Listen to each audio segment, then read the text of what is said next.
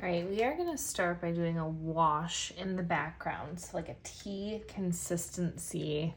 You can do like black with a little blue in it if you want to, or just some black, or even just some blue, but just water it down. You can clean out the lid like I showed you if you need to, but you can also reactivate some color in the lid if you want to use some of that color.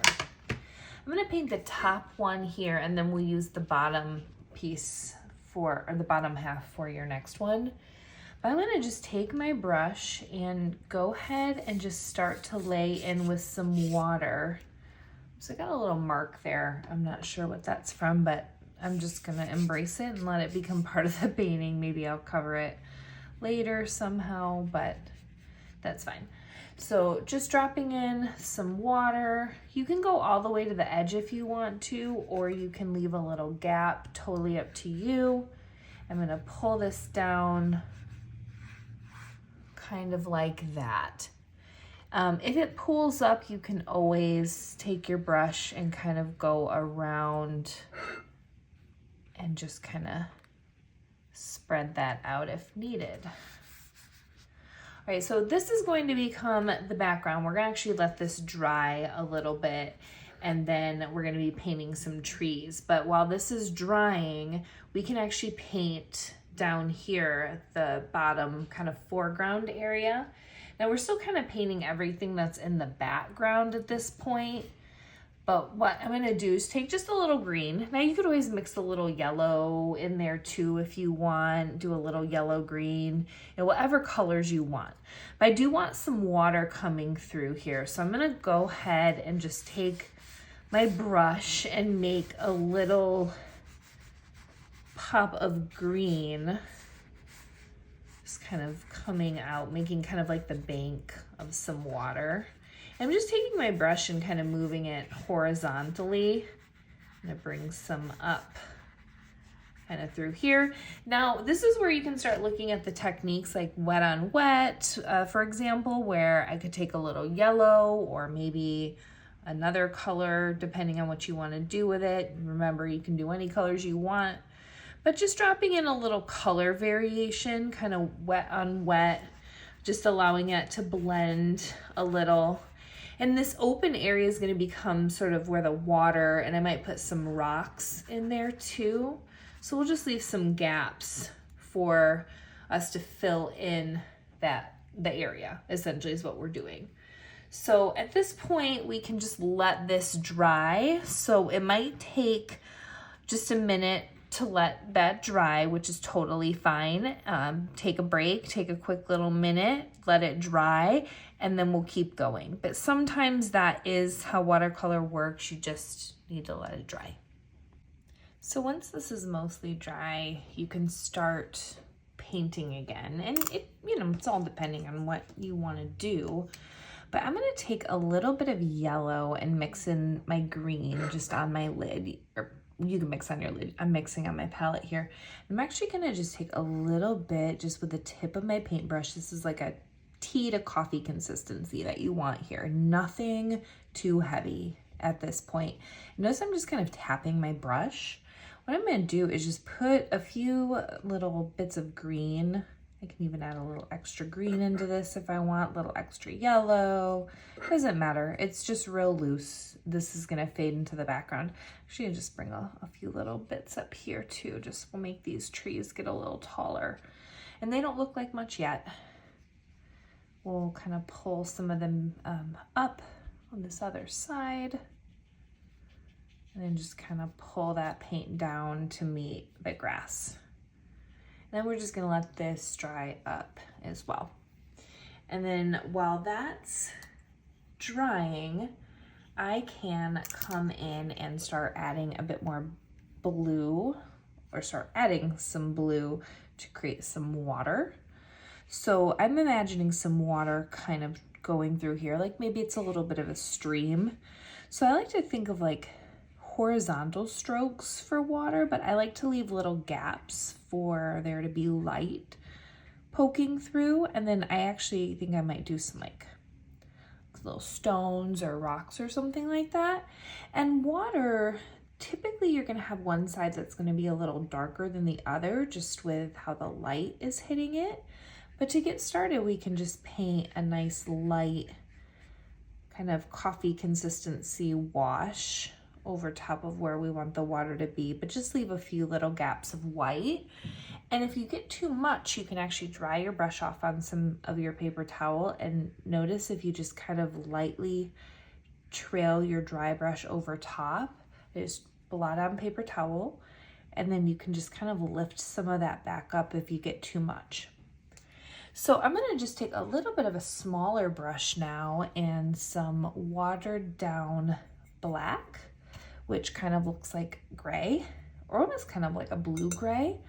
And then what I'm gonna do in some of this space over here is I'm gonna take my brush and kind of hold it like a pencil, and I'm gonna paint these little rock shapes. Now rocks can look all different ways, so don't feel like it has to look just like mine. I'm just doing like some little rounded oval-y type shapes, and then just pulling a little bit of extra water into my brush and then just bringing that over top. It doesn't have to, I don't have to fill them solid, but just giving them a little bit of texture. And I can do the same thing over here. Now be careful because they might bleed in to your water a little bit just because things are still wet. Remember, we can do wet on wet. Now sometimes the bleeding we don't want, sometimes we do. So I'll leave that up to you if you want to let that dry up a little bit, if you're worried about it going crazy. But sometimes people like a little bit of kind of bleeding into it. So then after I lay down some rocks, I can dry my paintbrush off and kind of tap into the rock just to lift up some of the paint, just to give it some texture. If you do get bleeding like this, you can also take your brush and just kind of work the paint in. That works too. And then after I get this light little base, then I can start to darken some stuff. So this is where I like to grab a little extra paint. Let's see, get a little extra blue in there. You can mix some gray or green or any other colors you want. And then I like to take a little brush now, and I'm just gonna start to pop in some sort of horizontal lines to just darken some areas of the water. And then I'm gonna leave some areas light just because light hits it and we see some movement. And then just maybe over by the rocks, there's some darker water. Yeah, because usually there'll be maybe like a shadow under the rock a little bit. And then by the bank or by the land, usually we see a little bit more. But then I can have some light kind of trailing through there too. Now, if you don't like how light some of it is, you can always water down your paint a little and then just kind of fill in some of the gaps. And you can always take your paint too and add even more. You can let it go wet on wet and sort of soft and blend and blur. You could put some rubbing alcohol for texture, salts, so you could use sponge. So any of the techniques we've used or learned about, you can use if you want to. But you can just create a little bit of water for yourself. And while you're doing this, all this had time to dry. So then you can actually come back in and start adding in some trees, which we'll do next. All right, so this area back here is dry. I let the little bit of green and yellow just kind of form like a soft sort of background. And then what I can do now, I'm adding just a little bit more green onto my palette, actually letting a little blue mix in just so it darkens. But you can, again, do this any way you want. Maybe you want oranges and fall colors and something like that instead. So however you want to do it. Again, you don't have to color match me. It's more about the process. So I'm going to go ahead and just bring in a big tree. I'm going to use my brush and kind of the tip of it, treat it like I'm drawing, like with a pencil. And I'm going to draw a line coming down like this. Does not have to be perfectly straight. Trees are not always perfectly vertical. And then I like to put sort of an arrow loose arrow shape on the top. And I like to let my brush sort of waver. In fact, if you hold it back a little bit, you can just kind of tap it back and forth. And you can even come up here a little bit too if you want to add a little at the top. But a lot of trees kind of actually go out and maybe even up a little, not always down. Reload my brush up. My consistency is more of the milk consistency here. It's okay to be a little bit heavy cream if you want, or the cream consistency, but usually I find milk consistency works pretty good. You don't have to go too heavy with it, but it can darken and just kind of start tapping back and forth. My advice with the tree is to take it slow. That's why you're gonna have plenty of time to work on these. There's no rush with it. It's good to just let things dry, build up layers, and you can just keep adding to it. Now I could grab a little bit of blue or yellow. I can add a little bit of brown into my mix, however you want to do it. But I just tap, tap, tap. Allow my brush to kind of go back and forth on either side as I start to pull that down to the base area there. Now I can just grab a little bit of water and just sort of, a little blue got into my paint too. But again, I like the little variation. I think it can make it interesting. And then, you know, maybe I just kind of pull off some over here and then I bring up another one. And this one got a little thick on the side. Don't worry about things like that if that happens. I'll just kind of show you can hide it. And again, I just start with that sort of arrow shape. It does not need to be perfect. Trees are organic. They can waver, they can be kind of different. It's more about just creating trees that you like. I can also let this just go off the edge of the paper too, just to make it feel really dense and full. I can also, again, mix a little yellow into my green, a little blue into my green. Believe it or not, you can add a little red into your green. Red and green are complements, so a tiny dot of red into your green will darken it. It's an option, you don't have to do it. I can just tap, tap, tap, allow that to fill in, and I can start to layer these trees. And then here's what I like that I did the green in the beginning is you can just see little bits of that poke through. So it's not white, but we can make it feel like a forest. So now what I'm gonna do is just go ahead and make some more trees and just start to fill in this space a little bit. Oh, actually, before I get to the trees, I'm gonna add a little yellow in and just kind of show you, you can even kind of tap. It doesn't have to be everywhere, or kind of paint in some little grass textures and things like that. You can kind of, again, does not need to be everywhere. Maybe you want to add a little brown into the green to kind of darken it, or to kind of add in just like little textures in the ground area. You can even kind of take your brush and do some like little grasses. I just kind of take my brush, just the really tip of it. And not every brush is going to be very good at this, by the way. You might have to go change out or grab some different brushes if you're finding that's not working very well. But I can just kind of take the tip of it and just make some little grassy shapes. And they can be kind of random, but it just kind of pulls some attention to the foreground, which I really like. You can just kind of bring some areas over, just kind of everywhere, anywhere that I want to. Just along here, and just kind of filling that in. And to me, this is where things start to pop, things start to look a little bit more realistic, details start to come together. That's why you want to start with those T consistencies in the background, and then as you're starting to build it, it just really starts to come together. It's really, really fun. You can also, you know, take just like little bits of brown, as I mentioned. This is all just ground, so it does not need to be perfectly green. Bits of yellow can be great. You can try mixing colors together. If you're not sure if you're gonna like it, grab just a little scrap paper, the back of your technique chart, and you can just test a color and say, hey, do I like this? If you do, you can use it. If you don't, you can try a different variation. So that's kind of what I'll do, is I'll just come in and just start mixing some color, just getting a little variation in there. So again, however you want to do this. I liked the idea of adding in more trees. By the way, if you get some bleeding and blending of trees, you can let things dry and always add more in. Sometimes what I like to do too is just add some smaller trees that can kind of be in the distance. And you can do like more tea consistency too if you want them to feel kind of faded, like they're further away.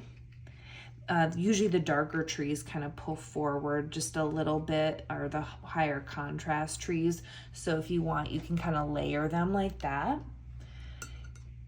And just, that's kind of what I'll start doing over here then too, is just kind of adding in some texture, just making in a few little brush strokes. Again, I can pop in some little grassy textures if I want to, some browns, whatever I want to do. This is the fun part. And don't feel like you need to copy me exactly. You don't. This is your landscape. The idea here with the paint along is just to practice, is to learn some different strategies and techniques to apply on your own. And you know, maybe you want to do a desert scene or maybe a cityscape. So the idea is very much the same. You're just going to start with really, really light layers, and then you can just gradually darken and layer and build on top. And remember to let things dry. What I'm doing right now is wet paint on dry paint, wet on dry technique. Everything in the background is dry, so when I start to paint these trees on, they can layer and I can actually see the tree. If the background was wet right now, everything would bleed together and just make a huge mess. So this is why I like this type of process, is it allows me to build and layer and make the landscape that I'm really excited about. And again, you can do anything you want. Maybe you want it open in the back. Maybe you want more trees. Maybe you want some different types of trees. Maybe you want to add some little flowers in there. You know, it's whatever you want to do. I like to play with the different heights of the trees too. I added a little brown in this mix just to, I don't know, vary it. Or I could add a little blue into my green to change it. And you can mix colors together. It doesn't have to be the color straight from your pan. And I know my colors might look different than yours. That's okay. It's okay. It doesn't matter. And my trees might look different than yours. That's also okay. We all have different ways we do things and apply the paint. Just tapping in a little extra green in there. Remember, wet on wet, you can mix and blend colors if you want to. And then just, again, a reminder about the different consistencies. So that tea consistency is the lightest, then coffee, then milk, then cream. Cream, typically, I don't do much with the cream except for maybe some finishing little touches at the end. I might think about doing. But here, I'm going to just bring a little bit of the dark just kind of down, kind of tap some in over here. I like the idea of maybe repeating some of the brown through here. And I could add some more grass texture. And I can just leave this kind of blended and blurred in the background. That's totally fine. It just looks like trees kind of in the distance. Or, you know, maybe I want to put like a few little light ones in. Again, trees that are smaller or shorter are going to look like they're further away. So if I add just like a little touch more water in this, it'll just appear a little lighter. And then just tap, tap, tap. Back and forth, I can just kind of make a tree into the distance. Other things I could do, I don't have to quite be done yet, I know there's just more details I could add. For example, I could take a little bit more of the blues and just kind of mix it in.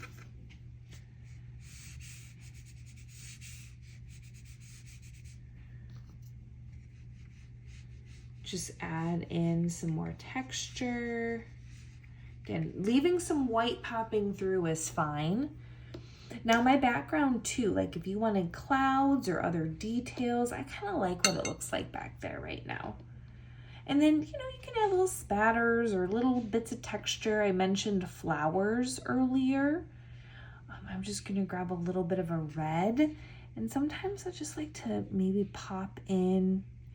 They don't even have to look like much. They can just be like little dots because they're kind of far away. I could just kind of tap in some little flowers. They don't have to be much at all. Could do some different colors. I could, whatever I want to do. That's the fun part about this, is you can make it your own. Remember, it can be more fantasy. It could include people. It could include animals. You can include other types of details you might be interested in. You know, really truly have fun with it. There'll be one other painting you're gonna try. The video that you're gonna watch for the second painting, I'm doing it on a separate individual little piece of paper, but you'll do it on the bottom of this one. And I talked about too how you can do vertical, so it doesn't matter. Both of the ones we're gonna actually do are gonna be horizontal, but you can go vertical with it. So there you have it, a simple little landscape. There is more I could add here if I wanted to. I could certainly let things dry. I could add more layers on top of the tree. So this will be the last thing I mentioned just quickly. You know, coming back to some of these ones that have dried, you can add more on top. Let things dry and you can build, you can layer, and that's the gist of it. So have fun, and remember, this is just practice, and you'll have opportunity to practice, experiment before you end up starting your own final painting.